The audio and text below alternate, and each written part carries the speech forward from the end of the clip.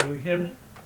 It's a good follow-up to Michael's presentation. I am Konstantinos Prevedouros. I am a regulatory officer in the European Chemicals Agency. I want to thank the organizers for inviting me, especially Sarah for her patience. I think she understands what I'm talking about over the last 2 years or so, and giving me the opportunity to present the interlinks between your project and our work, and also meet colleagues from another lifetime, colleagues and friends among the audience.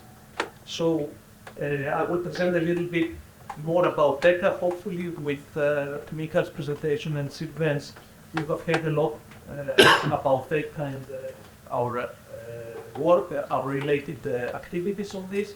I will talk about the guidance development, and maybe I can answer the question that was asked. But I will be intentionally vague. I have to pre-warn you there. And I want to close with my ears. It's not on, right? Fly.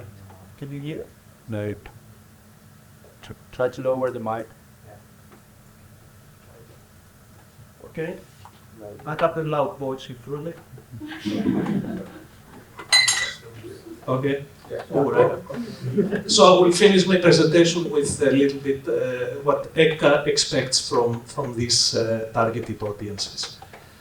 I will not repeat these things, are found in our website. Basically, ECHA was set up by the Commission more than 15 years, around 16 years now, to ensure safe use of chemical sustainable management of chemical substances, and be considered as a knowledge hub where information on chemicals and all related expertise is put together under the same premises, both physical and IT-wise. We have started from REACH, and now we have 6 or 7 regulations managing, importantly, the CLP regulation that you also heard a lot.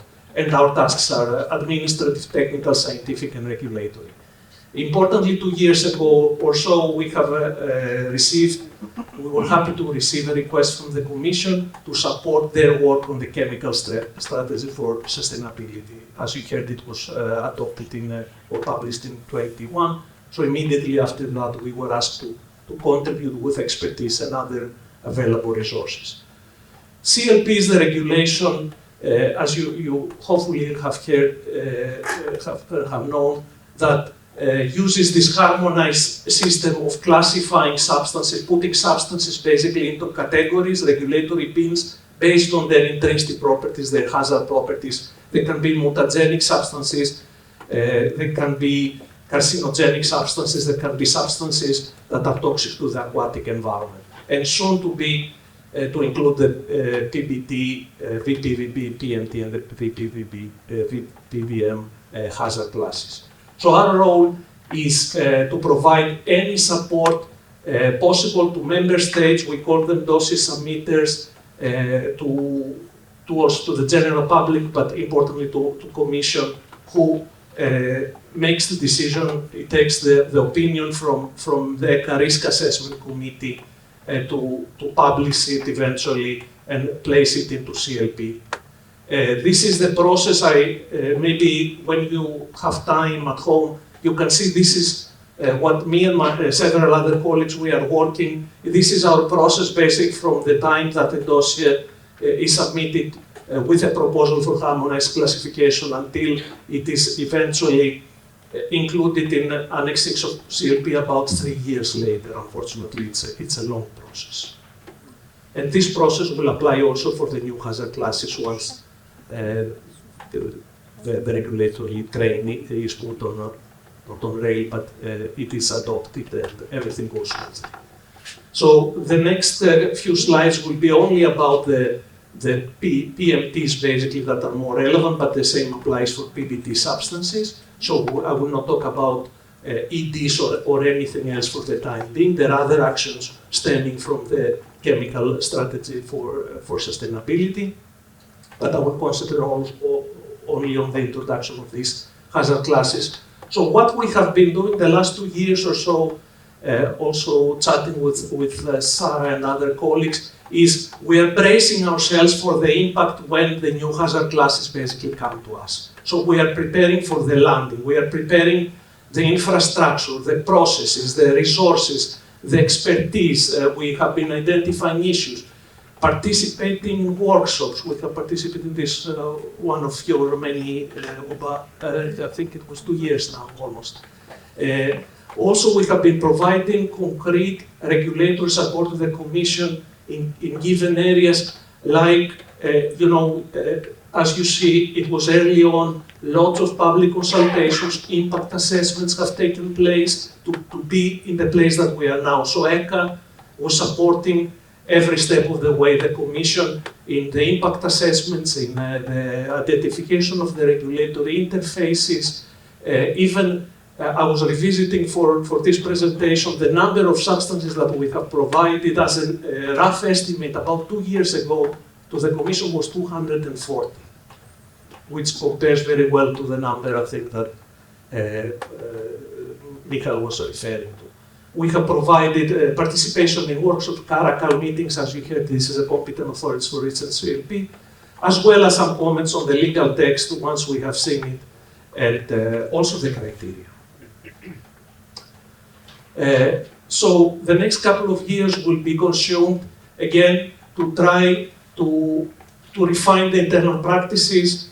We need a series of modifications, a series of templates, also administrative activities like updates of templates, several communication exercises with the public, identification of relevant stakeholders. We are not talking about REACH. I need to remind you once again, only about REACH substances. We will get a lot of pesticides, a lot of biocides, maybe pharmaceuticals as well. So we need to prepare the ground, expertise-wise, infrastructure-wise. Importantly, we need to develop, or we will be in the driving seat, or the ones responsible for drafting with some of you to draft a given first draft for a guidance. And this is exactly the answer to the question asked before to Michael. So the drafting of the guidance, this will be a guidance that hopefully will put most of the information from the scientific point of view together, all the different sources of data that can characterize mobility, of course, starting from the low KOC, but going to other matrices, to other parameters that are relevant, extract the expertise from, as you heard also from Sylvain, from fields and sectors that are more possessed expertise, like pesticides colleagues, like from the industry point of view as well. So get all this information together and try to come up with a scheme. Obviously, it needs to be hazard driven. CLP is about increasing properties, increasing hazards, but we cannot also close our eyes to other information or technical difficulties that given substances may possess. So the important dates that I want you to keep, and the reason for that is because each and every of these dates entails a consultation, entails a possibility that many of you could contribute to the development of as a robust guidance as possible on how, from the regulatory point of view, these substances will be dealt. So around the May of this year already, we will have a draft presented to the PBT expert group of ECHA. This is an expert group within ECHA. There are member states, their experts, as well as accredited stakeholders. So industry, for example, can contribute via that means. Then there will be a wider consultation lasting sometime now, out of the top of, I think it is 3 or 4 weeks, within a partner expert group. A partner expert group, a PEG, basically is when all relevant players will be put together, and around September of this year, we anticipate that we will provide this guidance document for input. So this is another opportunity for contribution. Before we take it to the ECHA's Risk Assessment Committee, as well as to Caracal for further deliberations sometime in early 24. And the envisaged publication is for the middle of the next year, which is about the time that we would be expecting the first harmonized proposals. I understand these are a bit in a hurry. So what will happen again in the next few years is ECHA will be expected to manage this full process. We will continue liaising with member states. The idea is that we get as relevant data as possible for us who will be asked and the Risk Assessment Committee of ECHA to say how in accordance they are, how do they compare with the new criteria to be potentially harmonized. We will be there as always to help with the RAC opinion making. Michael has first-hand experience dealing with us for the last 9 years already. I was not all 9, but I was most of this time. Also support the Commission. Importantly, you have heard about this, there will be follow-up in a GHS in the United Nations level. So we will be asked to participate in these discussions. You heard it from Sylvain. This is very important that this will be also entered in GHS. And update this guidance that will be provided mid of next year. We will hopefully update it after a few years once we have experience, once we have more cases. So it is not end game in middle of next year. We will continue updating based on experience gained through the next few years.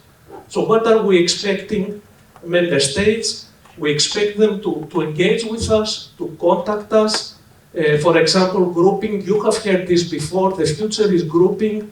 The resources are not limitless, so we need to group, you need to group them as academia, as industry, but we need to group them as regulators.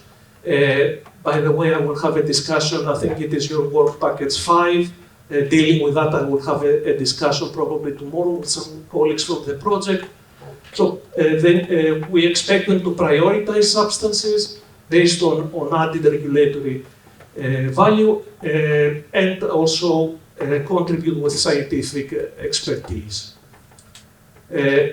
From the industry point of view, we want them to continue to generate high quality data, reliable and relevant, to be used for different purposes. It can be classification and labeling, it can be dose evaluation under REACH, it can be anything. Of course, we want them to abide by the regulatory obligations, as they have been doing for many, many years already. Give us the feedback that I said before. There are these given slots that should not be missed.